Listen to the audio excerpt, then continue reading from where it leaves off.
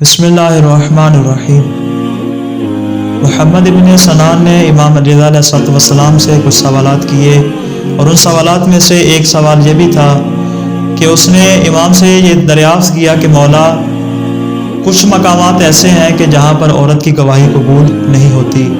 وہ کون سے مقامات ہیں کہ جہاں پر عورت گواہی نہیں دے سکتی اور اس کی گواہی قابل قبول نہیں ہے؟ تو امام علیہ السلام نے اس کے سوال کے جواب میں ارشاد فرمایا کہ دو معاملات اور دو مقامات ایسے ہیں کہ جہاں پر عورت کی گواہی قابل قبول نہیں ہے۔ ایک ہے رؤیت حلال کا مسئلہ، یعنی چاند دیکھنے کا مسئلہ۔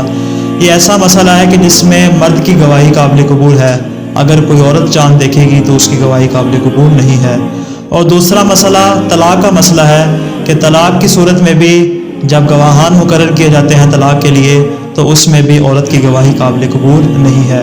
اس لیے کہ یہ طلاق کا معاملہ ایسا معاملہ ہے کہ جس میں عورت جھجک محسوس کرتی ہے، اور چونکہ عورت کی قوت بصارت کمزور ہوتی ہے اور وہ کسی ایک طرف کی بیجا طرفداری کرتی ہے، کسی ایک جانب کی بیجا طرفداری کرتی ہے، اور اس وجہ سے اللہ تعالیٰ نے عورت کو گواہ کے طور پہ قرار نہیں دیا۔ البتہ یہاں پہ یہ بات واضح کر دینا ضروری ہے کہ ان دو معاملات کے علاوہ کچھ ایسے مقامات کہ جہاں پر فقط عورت کی گواہی قابل قبول ہو سکتی ہے، وہاں پر صرف عورت ہی گواہی دے سکتی ہے کہ جہاں پر عورت کے علاوہ کسی اور کے لیے گواہی دینا ممکن نہ ہو۔ وہاں پر صرف عورت ہی گواہی دے سکتی ہے کہ جہاں پر عورت کے علاوہ کسی اور کے لیے گواہی دینا ممکن نہ ہو۔